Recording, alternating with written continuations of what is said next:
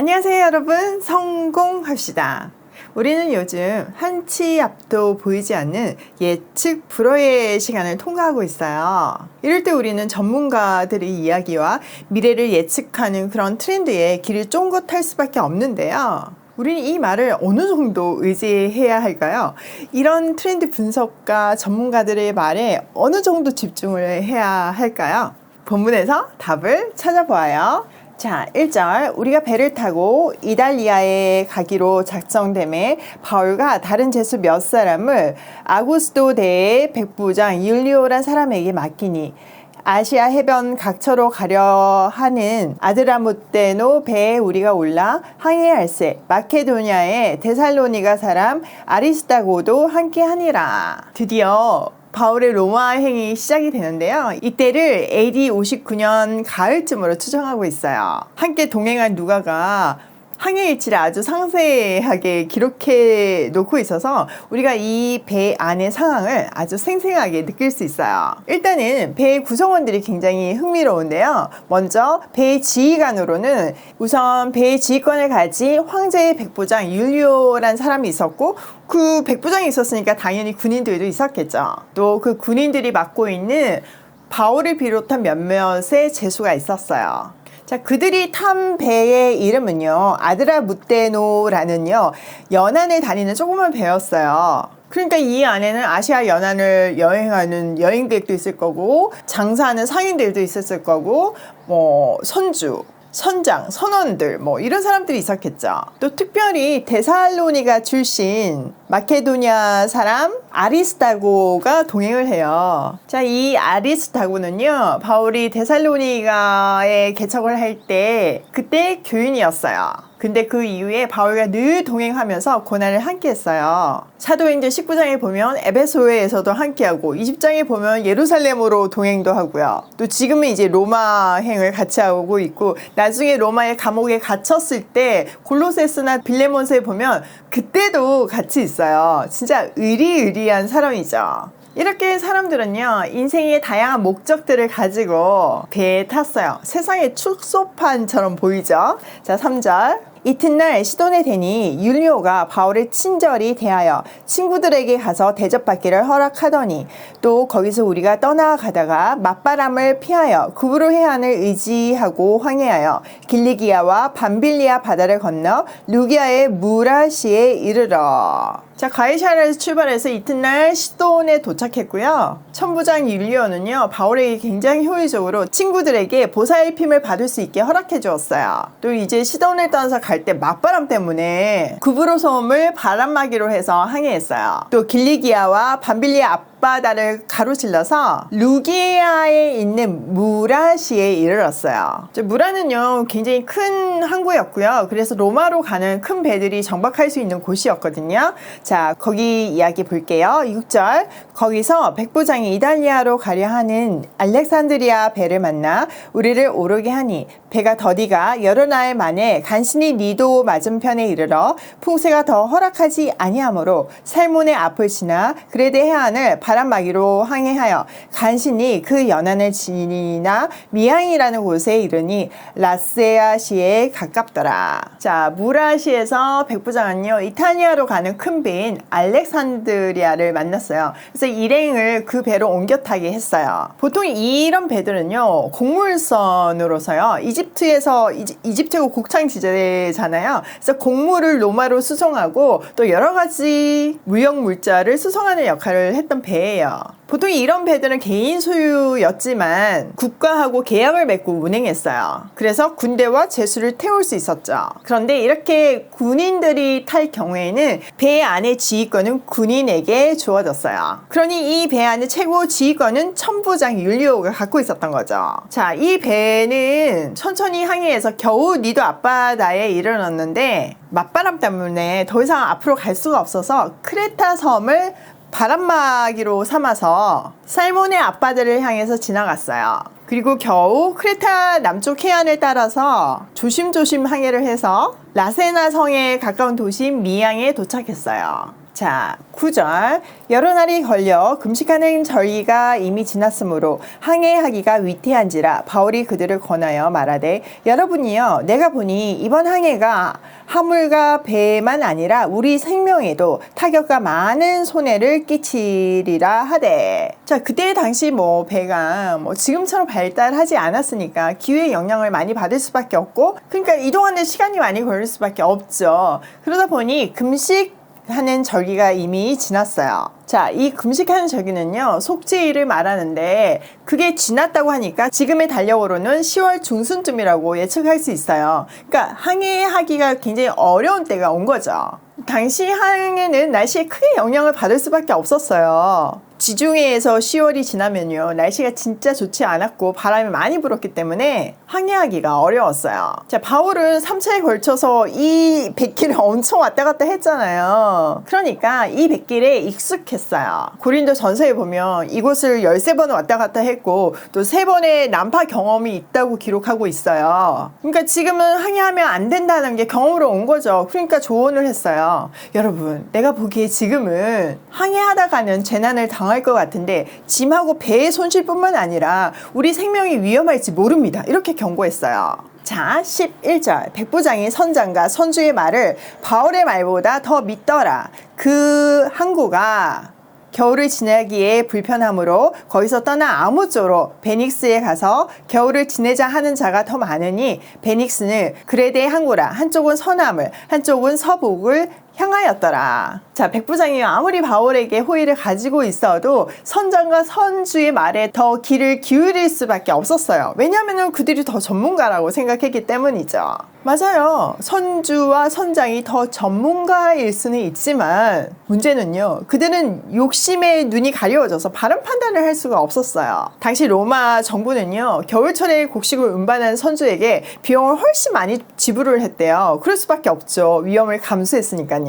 게다가 만약에 그들이 이 항구에서 겨울을 난다면 비용이 엄청나게 많이 들 수밖에 없죠. 그러니까 어떻게든 빨리 가려는데 여론이 기울어진 거예요. 또 미양은요, 많은 사람들이 겨울을 나기엔 조그만 항구였어요. 그러니까 대체적으로 많은 사람들이 어떻게든 베닉스라는 도시로 가기를 원했거든요. 베닉스는 크레타 섬의 항구로서 서남쪽과 서북쪽을 바라보는 곳이었어요. 자, 13절.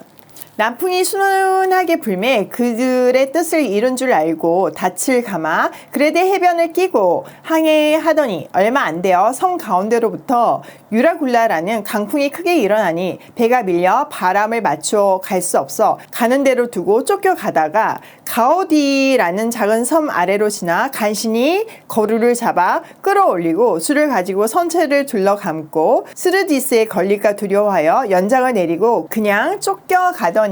자, 바울의 만류에도 불구하고 그들은 무리하게 항해를 시작했어요. 때마침 남풍이 순하게 부니까 역시 우리 판단이 맞아 이러면서 기뻐했겠죠. 그래서 그들의 계획대로 베닉스 항구에 정착할 줄 알고 닻을 올리고 크레타 해안에 바짝 붙어서 항해를 했어요. 그런데 얼마 안 가서요, 유라굴로라는 폭풍을 만난 거예요. 이 유라굴로는요, 동풍을 의미하는 헬라어 유로스와 북풍을 의미하는 라틴어 아킬로의 합성어로서 그레데 산으로부터 불어오는 강력한 북동풍을 말해요. 배가 이 폭풍에 휘말려가지고 바람을 맞아서 나갈 수가 없는 거죠.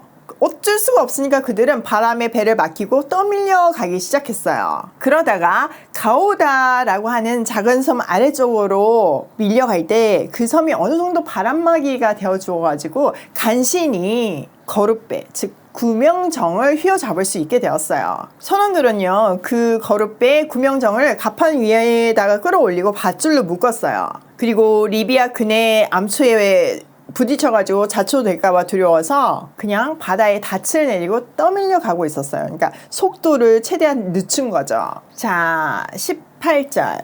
우리가 풍랑으로 심히 애쓰다가 이튿날 사공들이 짐을 바다에 풀어버리고 사흘째 되는 날에 배의 기구를 그들의 손으로 내버리니라. 여러 날 동안 해도 별도 보이지 아니하고 큰 풍랑이 그대로 있음에 구원의 여망마저 없어졌더라. 사람들이요, 이 정말 무서운 폭풍에 바람에 엄청나게 시달리고 있으니까 다음날 선원들이요, 그 배 안에 있는 물자들을 바다에 던졌어요. 다 돈이잖아요. 그걸 다 내던졌어요. 일단 살고 봐야 되잖아요. 그리고 그 다음날 사흘째가 되는 날에는 자기네들 손으로 배 장비, 그러니까 비상 장비만 빼고 다 바다에 버렸어요. 그 이후에도 여러 날 동안에 해도 별도 보이지 않았대요. 이 말은요, 폭풍이 너무 심하고 짙은 구름 속에 있었기 때문에 방향조차 잃어버린 절망적인 상태임을 말해요. 그러니 이 상황 속에서 살아남을 수 있다는 희망은 점점 사라질 수밖에 없었죠. 지금 로마로 향하고 있는 이 배는요, 세상의 축소판이에요. 각양각색의 사람들이 저마다의 꿈을 안고 배에 올랐어요. 경험이 많은 바울이요, 겨울 항해가 위험하다고 아무리 말렸지만 그들은 항해를 감행했어요. 왜냐면은 이권을 포기할 수 없었기 때문이죠. 돈에 눈이 멀어가지고 무조건 빨리 출발하자는 여론이 생겼고요. 그들은 돈 벌 꿈을 안고 무리하게 출발을 했어요. 근데 얼마 가지 않아서 심각한 폭풍우를 만났고 목숨의 위험을 느꼈어요. 아무리 많은 돈이 부장되어 있다고 한들, 꿈이 이루어진다고 한들 목숨을 잃으면 아무 소용이 없다는 것을 그제서야 깨달은 거죠. 비로소 그들은 인생의 우선순위를 깨닫게 되었어요. 목숨을 담보로 할 만큼 소중한 물품들을 바다에 던지기 시작했고요. 마지막에는 살아남기 위해서 꼭 필요한 것 외에는 모두 다 버렸어요.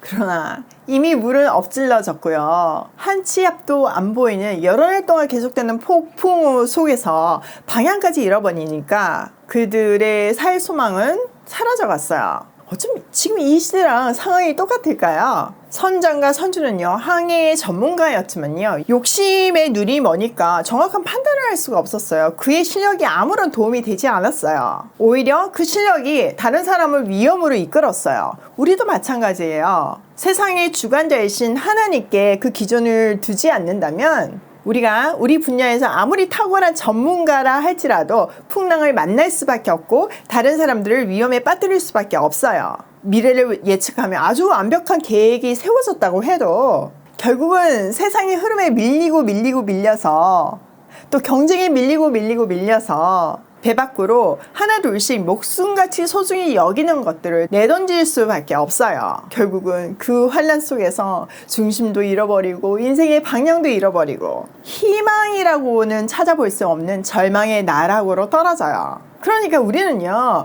모든 미래를, 세상을 만드시고 역사를 이끌어 가시는, 미래를 열어 가시는 분에게 물어야 해요. 세상에 태어난 사람 중에서 그 누구보다도 많이 누렸던 솔로몬이 노년에 헛되고 헛되니 모든 것이 헛되도다, 이렇게 고백했잖아요. 근데요, 세상을 지으신 하나님께 물으며 삶을 사는 사람들은요, 다른 인생을 살 수 있어요. 이 헛됨 투성이의 삶은요, 해 아래, 즉 이 땅에서의 삶에 국한되어 있어요. 해 위에 우리의 인생은 다른 인생이죠. 또 같은 풍랑을 만나고 같은 환란 가운데 있다 할지라도 다르게 반응하며 다르게 살 수 있어요. 또 다른 역할을 할 수 있고요. 그 명확한 예를 바울을 통해서 보여주시는데요. 두구두구두구 네, 이 시간에 알려드릴게요. 자, 오늘 내용을 우리 삶에 한번 적용해보면요. 첫 번째, 생명보다 더 귀한 것은 없다예요. 우리는 돈, 권력, 명예 이런 걸 위해서 사실은 생명을 아까워하지 않고 그냥 돌진하고 달리는 경우가 있잖아요. 근데요, 항상 그 우선순위를 잘 정하고 살아야 해요. 근데 하다 보면 그게 잘 안 되는 거 아시죠? 저한테도 맨날 너무 무리하는 것 같아요. 많이들 얘기하시는데요. 물론 저는 뭐 돈을 위해서 어떤 명예, 권력 이런 걸 위해서 달려가는 건 아니고 생명을 살리기 위해서 달려갔는데, 그렇지만 제 건강을 유지하기 위해서 저는 진짜 최선을 다해요. 건강한 거 먹고 건강한 라이프 스타일을 가지고 있고 깊이 자고 건강하게 먹고 운동하고 노력하고 있어요. 생명이 중요한 걸 아니까요. 두 번째, 욕심은 우리의 눈을 멀게 한다예요. 우리가 아무리 어떤 분야의 전문가를 할지라도요, 욕심이 가리면 안 보여요. 또 뭐 많은 사람들이 그러잖아요. 어떤 뭐 이런 카운슬링 이런 거 되게 잘해주다가 자기 일은 못한다고 얘기를 하잖아요. 그게 자기 욕심이 들어가고 또 엑스트라 마음이 들어가기 때문에 정확한 판단을 못해서예요. 그러니까 우리는 늘 항상 기준이 되는 하나님 앞에, 완전하고 온전하신 그분 앞에 엎드려서 답을 구해야 하는 거예요. 세 번째, 하나님이 없는 전문가는 참 길을 안내할 수 없다예요. 너무 공감하시죠? 아무리 뛰어난 전문가를 할지라도요, 방향이 잘못되어 있으면요, 완전 막다른 길로 인도할 수 있어요. 세상은요, 속도보다 완벽하게 하는 것보다 더 중요한 것이 사실 방향이에요. 그 방향 설정과 그 길을 안내해 주시는 분이 하나님이시고 또 말씀이잖아요. 그러니까 우리는 매일 아침에 이 말씀을 통해서 안전한 길을 안내받아서 가야 해요. 오늘도 내 욕심이 아니라, 내 지식이 아니라 완전하고 온전하신 하나님께 길을 물으며 고싱해요.